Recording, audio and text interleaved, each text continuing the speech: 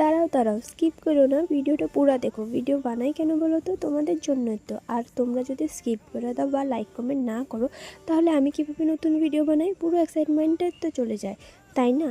তাই নিজের মতো করে একটু সাপোর্ট করে দিও। আচ্ছা তাহলে বলি আজ কি হয়েছে।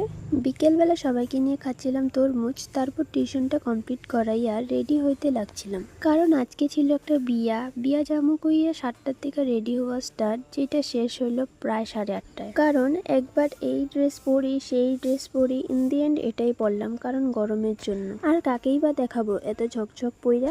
আজকে তো সবাই যাদের বাড়ির বিয়ে তাদেরকেই নোটিস করবে বেশি। আর আমি একটা জিনিস বুঝি না, নজর না লাগার জন্য আমার ফেসে পিম্পল আসে, নাকি সত্যি নজর লেগে আমার ফেসে পিম্পল আসে। বাট একটা জিনিস ফিক্স, যখনই কোথায় যাবো ওই দিনই ফেসে একটা ধবলা মারা পিম্পল আসবেই, কি কমো আর। এই যে আমার ফাইনাল লুক, এটাই করলাম ইন দি এন্ড, এবং আমার মাতাশ্রীকেও অল্পখানি রেডি করে দিচ্ছি।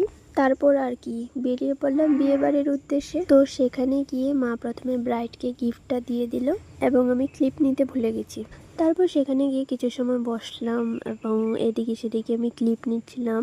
বাট খাওয়ার ভিডিওটা হয়তো তোমরা দেখতে পাইবা না, কারণ টেবিলে বসতেই ক্যামেরা অন করতে করতেই খাবার দিয়ে চলে যাচ্ছে, তাই আর ভিডিওটা না করে সোজা খাইতে মন দিয়েছিলাম। কিন্তু লাস্টে এই পাঁপড় চাটনির জুটিটাকে ঠিক তুলে ফেলেছিলাম, আর সঙ্গে ছিল আইসক্রিম, যেটা তুলতে অনেক কষ্ট হইতেছিল এক হাতে ফোন ধইরা। বাট সবাই জানে বিয়ে বাড়ির খাবার মানেই আলাদা মজা। রুটি লুচি ভাজাভুজি আমিষ নিরামিষ চর্বচস্য সবই ছিল টেবিল ভরা। তারপর আর কি খাইয়া দাইয়া ঘরে আসলাম, আর আজকের জন্য এতটুকুই, টাটা।